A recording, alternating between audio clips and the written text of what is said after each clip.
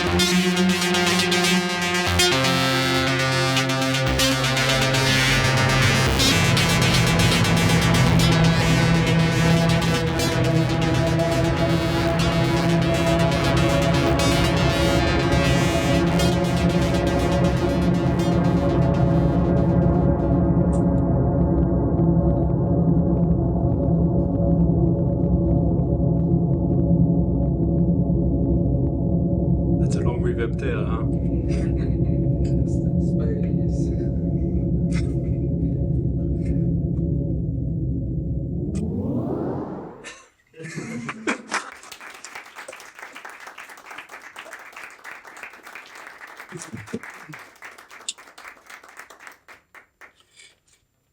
everyone.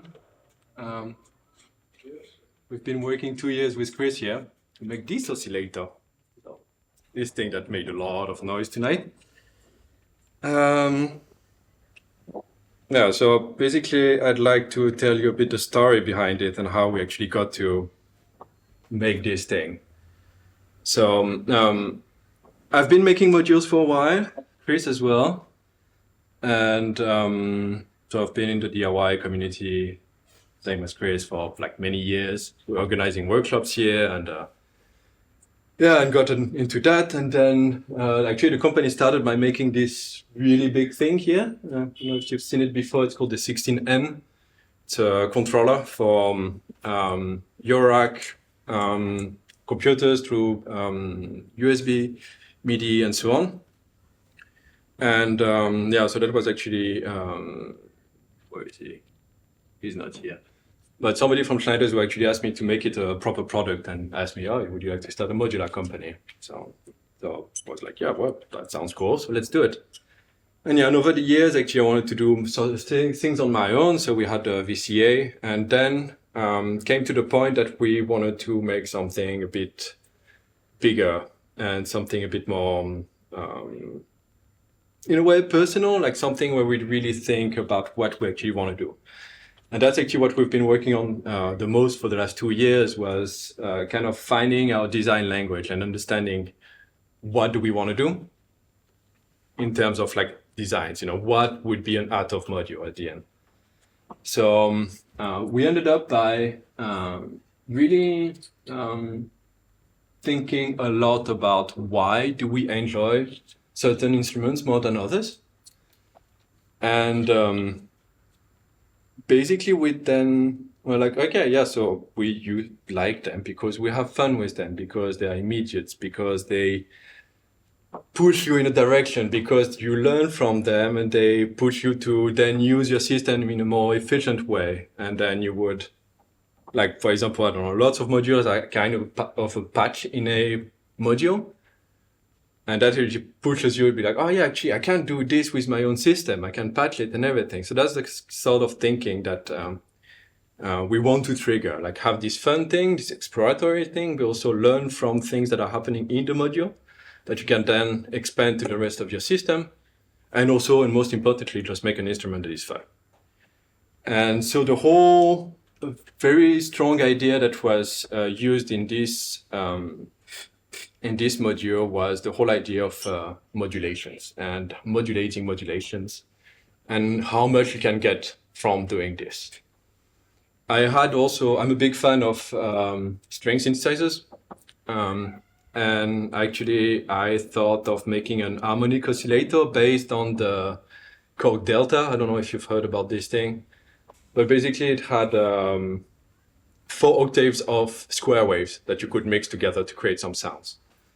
And so I did some POCs, some proof of concepts using, I think that was on the Bitwig grid. And I realized very fast that when you mix at the same octave with the same phase and everything, waveforms that are the same but at different octaves, you don't get more harmonics. So one thing was like, okay, let's remove as much harmonics as possible. So we go for triangles. So then was like, okay, let's make it a complex oscillator. Let's put 2 of them and then do something crazy with it. So I guess now it's time that I actually tell you about what's going on here. So it's called the dual harmonic oscillator. And the reason is that there are 2 oscillators. And each of the oscillators are harmonic oscillators. You got this covered. So, actually, one of the reasons why we have such descriptive names as well is that the brand is not so famous yet. So if we have like whatever name, people are going to be like, yeah, what the hell is this thing? I'm not going to check it out. So dual harmonic oscillator is catchy, you know, but it's descriptive as well. You know what you're getting. So you've got 2 oscillators and each of them, let me plus have the output our sequence. Let's even get this here. You can see the oscilloscope here. So,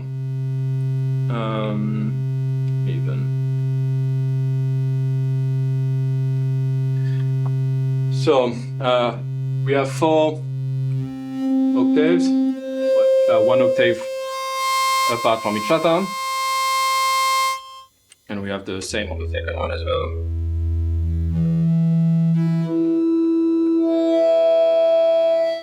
And then there is a wavefolder, quite some harmonics that is CV controllable. I think there's still something going on here. No. And then we have true 0 FM. So one oscillator modulates the other.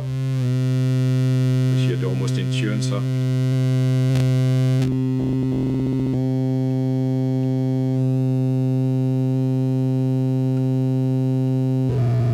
Here we are. And that same thing on the other side. But you can have the two modulating each other at the same time. You can see these crazy sounds. If you sequence it.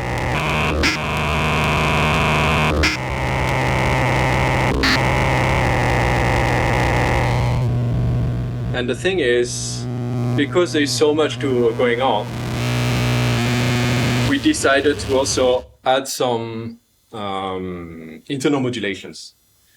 And that we used to achieve that, we used an algorithm from the video game industry, which is called simplex noise. And this noise is used to create maps, so hills and valleys in video games, basically, so generatively. So then, you don't have programmers having to design each and every nook and crevices of your video game map. So basically, here I've put it at max on everything.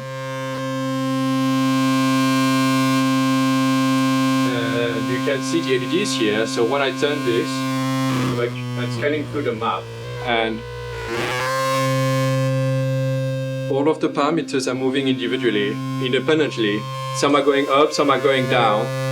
And by doing this, that allows you to have, in theory, all possible combination of parameters. But the nice thing is that because it's algorithmic and it's not random, you can always go back. So if you like this sound, I'm going to go there. And because it's continuous this way, you can also put some, let me show you the waveform. So here you see it here, and put it faster.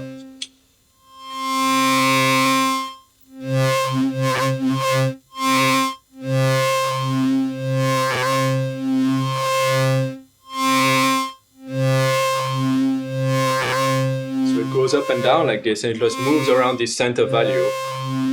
But the effective thing is, if you change the waveform and go for randomize, for example, so you have one sample and hold, like a random value that is then being turned into 10 other random values. So basically, from one CV input, you get a lot of sounds without having to do much. But then the game becomes, what waveform would sound good there? So I don't know, we can put like a, for example, this would be fun.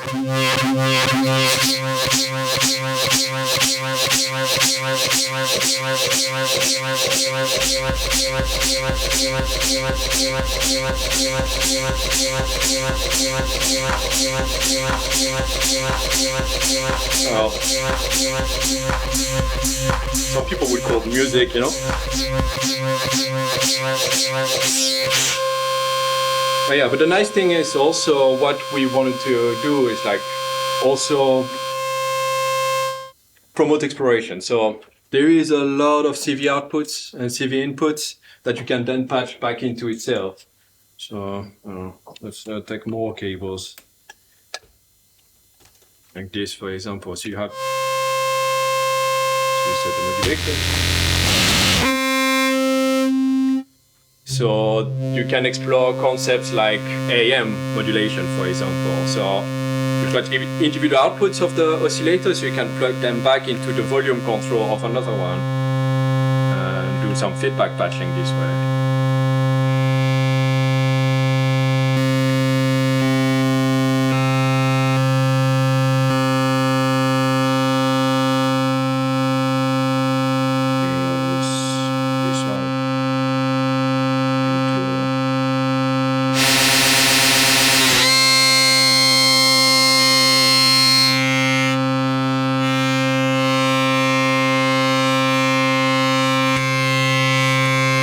Not always very obvious, but I guess it's part of the game, and then you have to explore.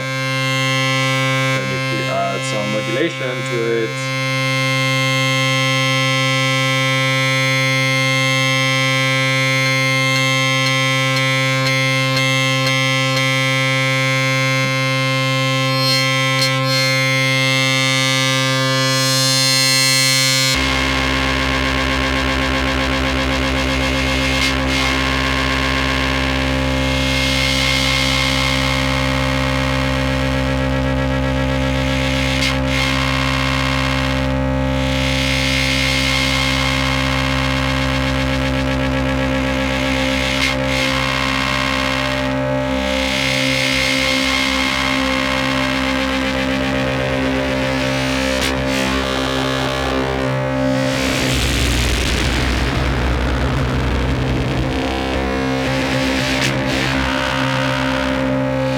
Moments where it just, gets alive on its own. There's a bit of reverb and delay, but otherwise that's dry. And that's just with one seek.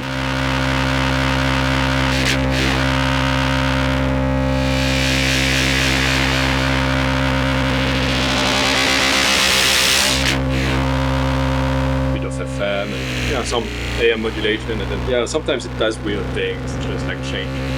The kind of change of tuning is an FM artifact, but if you want to get rid of it, what you can do is sync one oscillator to the other, or you can put a low pass filter in the feedback loop. Get rid of it.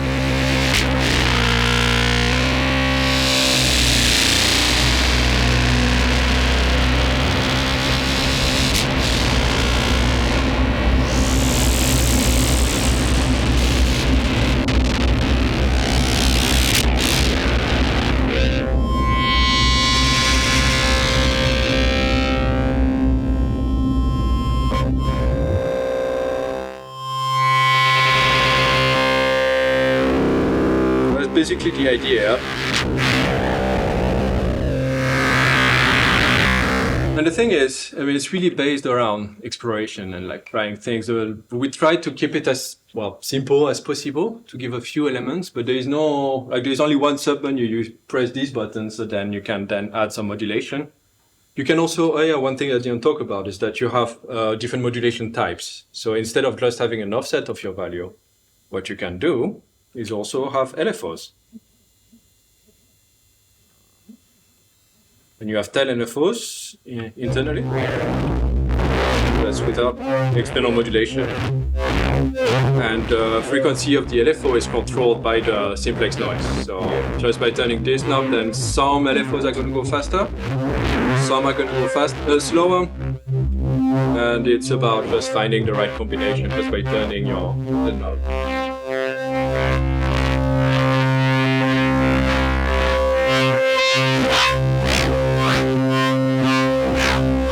And of course, I still under control CV, so.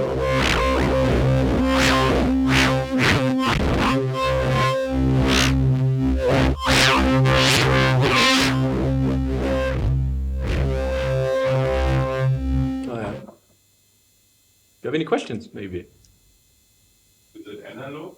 Yeah, it's an analog sound path and digital controls. It was question over there. No? Yeah, can you explain a little bit more this mapping algorithm and the random? Chris here is the programmer. He's the guy who implemented this. Yes.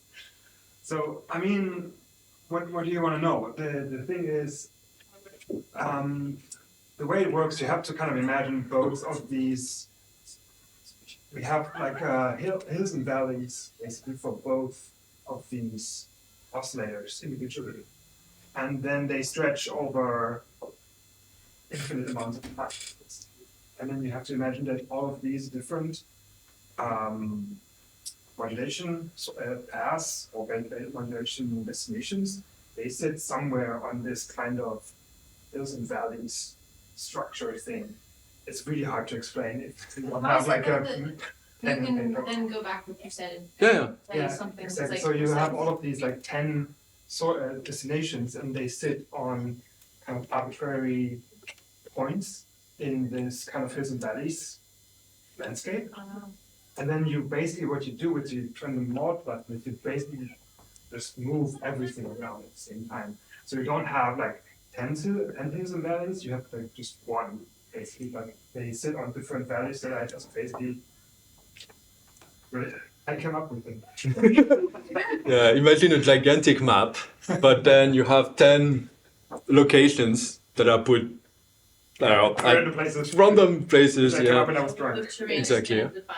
Yeah, but basically when you turn the knob, they all move at the same time through this map, but they are so far apart that it looks like they are moving through different maps. And this is a digital. That's digital, yeah. Of modulation. Yeah. Okay. Yeah. Is there a probability or random aspect? No random. It's purely algorithmic. So if you put the same value, then you get the same result. But we, as idiot humans, we can't really predict what's going to happen. So it feels very random. And at the end, that's what you want. You don't care about true randomness in your modules. But it has advantages of being an algorithm. The fact to have like an undo thing to be able to then go back. So as I said.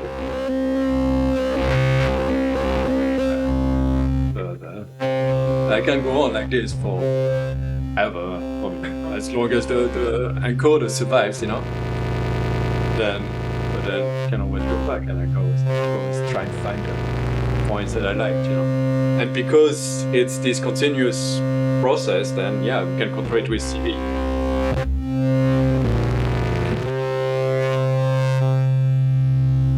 Wavefolder, actually.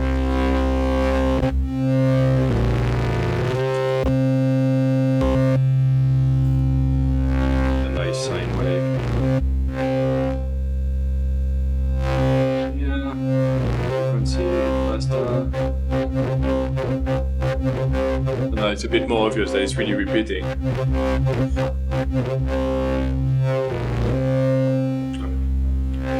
the LFO going up to audio rate, or when do you switch to the? Okay, so there are the internal LFOs that we call like internal LFOs that are controlled by the simplex noise, by this modulation thing. So when the value is supposed to go higher, then the frequency of the LFO goes higher. I think the range there is between like 1 second to 30 seconds. I'm not super sure. Yeah, it's not very fast. Yeah. Definitely don't overrate it. Yeah. What you can do though is turn the oscillators can be tuned into LFO rate. And that you can do it by just pressing here and then turning left. And then you can hear it. There it is. With the FM, it's like controlling the other one. If I remove the FM,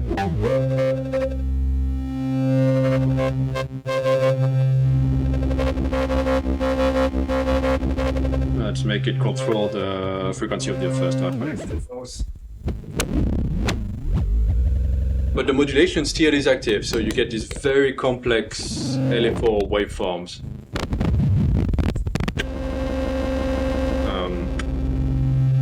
Which is, some people like it. Use a very expensive oscillator as an LFO, but one thing that I like doing is actually using the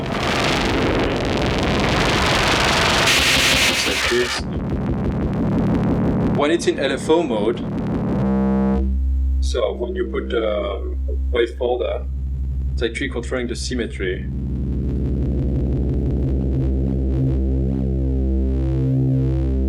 now the oscillator 2 is in LFO mode, and VCO 1 is in audio mode. And it's actually moving the waveform up and down, so the wavefolder is basically distorting more on one side than the other. So you get this almost PWM sort of thing. And because you have so many of them, you can have very nice textures, and then you add some modulation.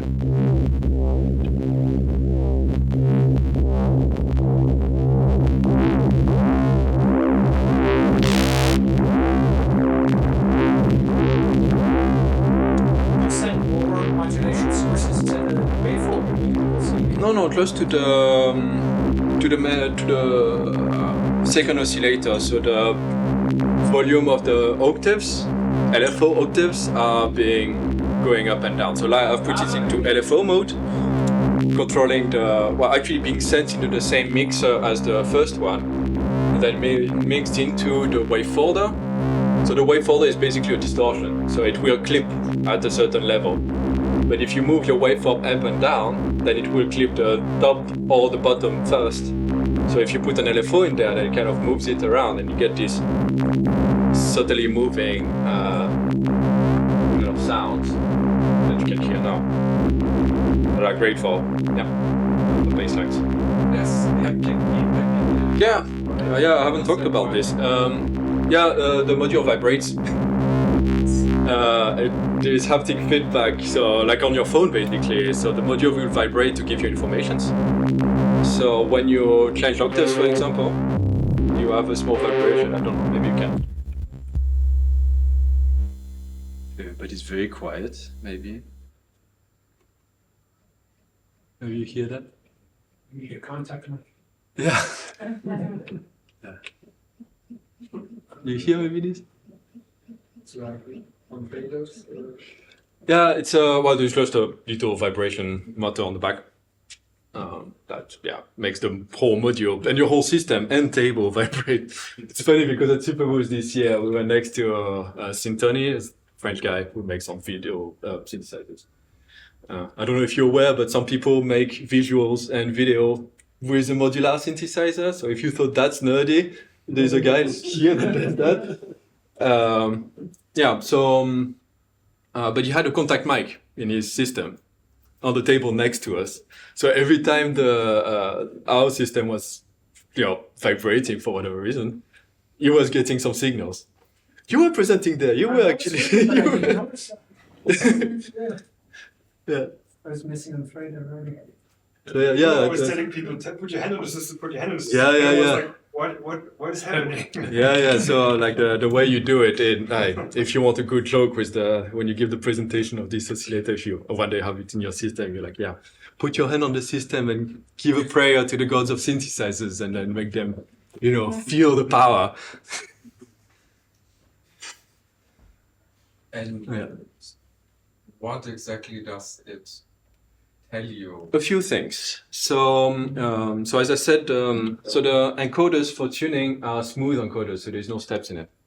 So it tells you when you turn and you change octaves, because you can set it to be octaves, semitones, or fine tune, or entirely off as well. So when you put it in octaves, it vibrates to tell you, you change the octave. Semitones, it has semitones. It does semitones as well. It vibrates every time you turn. And when you turn the harmonic pots, what does it tell you then? Because it also did something there. Yeah, so because there are two pages of controls, it's like, on a preset synthesizer, you load a new preset, your front interface doesn't mean anything anymore. So instead of like wiggling the thing like an idiot, we put a small vibration motor, so then it tells you, it actually drives you to do it a lot more finely. So you will turn until you actually feel that you're in control. It will tell you, it's like, okay, now you're in control of the parameter because you reached the preset value. It also is used for when you change modulation type. So you press and hold here and then turn. It vibrates to tell you that the modulation type has changed. Also, when you flip an oscillator into LFO mode or back to VCO, it vibrates to tell you that this happened. It's quite subtle. It's actually not so. There isn't so much of it, because otherwise, just the whole thing vibrates and doesn't, mean anything. It's a bit of an experiment as well. Like, we want to see how do people react to it, how does it feel, and so on. The implementation is fairly basic, so one funny thing as well, it really depends on the weight of your case. So if you have a really massive, gigantic case, then the vibration is not as strong as if you have a very light, 4ms pod thingy. So, it comes in black as well. Why not, for the people that are interested. So there's one motor in there. Yeah. There's a small motor on the back. Yeah. And yeah. Also, it comes with the expander that is here. That gives you. Let's move a bit of the clutter. Why you separate?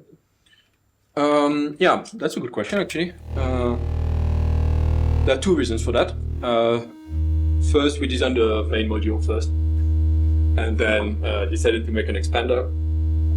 We always had a hit in the back of our head. The reason is that I wanted to really focus on the harmonic oscillator thing and really make it its own thing and take it as far as we can go. And then have the expander thing come a bit later and be optional, because I want to, it's a matter of focus basically.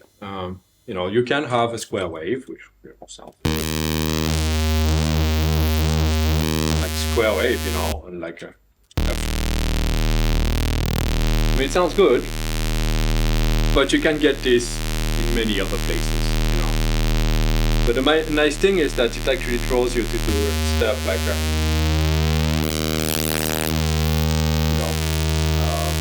modulate and killed it.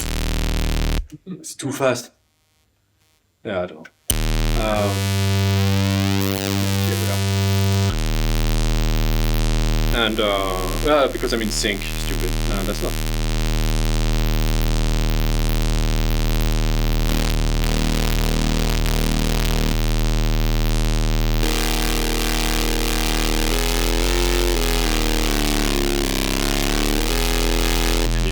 With all of the harmonics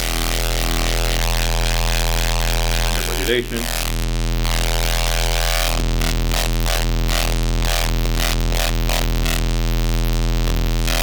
So that's audio rate PWM, for example. But yeah, I really felt that the focus should be on the main core concept, the dual harmonic thing, and plus remove a bit of the clutter. Also, with the expander, it's 42 HP, so it's basically half my row here. So it's also an option to make it a bit smaller if you want to give up on some functions. Oh, yeah. What are the functions? Yeah, the expander gives the standard waveforms. So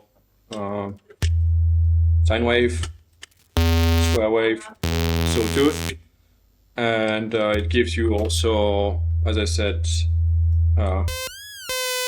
PWM. That's hard sync. Hard sync, yeah, on the same oscillator with like the harmonic multiplier.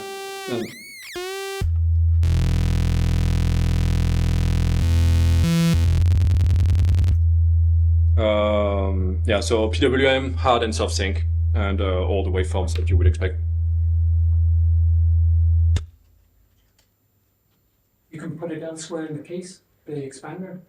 Yeah, the cable is I think 15 centimeters long, so you can put it away. You could put it on the right or the left, depending on how you like it. And yeah, it ships with the module, so you don't have to buy it extra. Comes for for the price of the module, basically, not for free.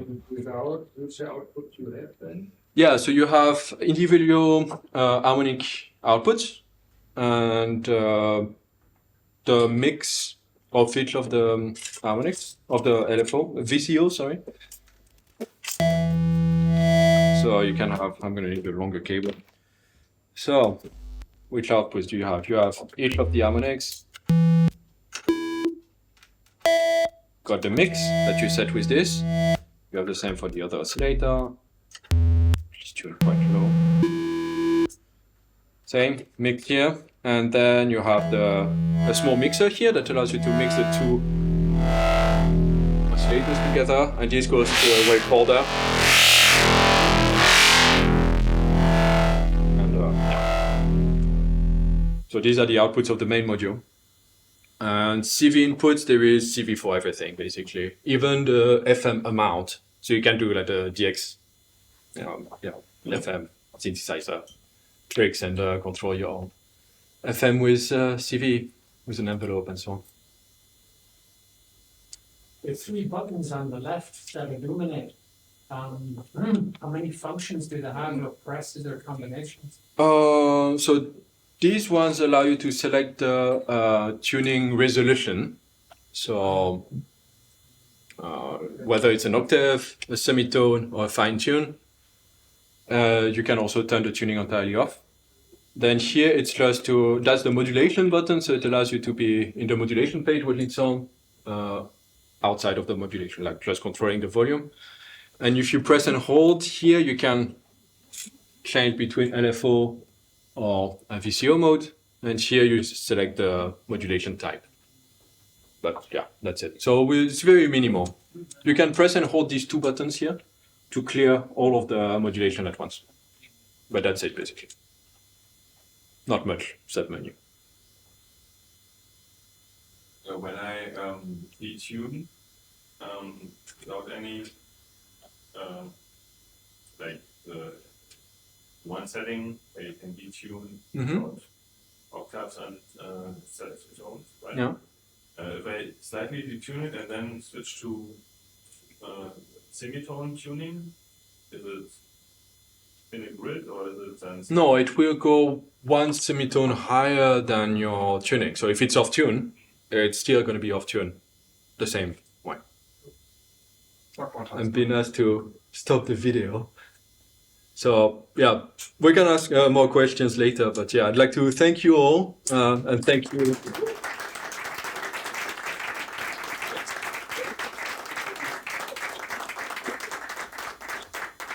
And a big thank you to SchneidersLaden for having us around. And yeah, I wish you a very nice evening. And yeah, enjoy.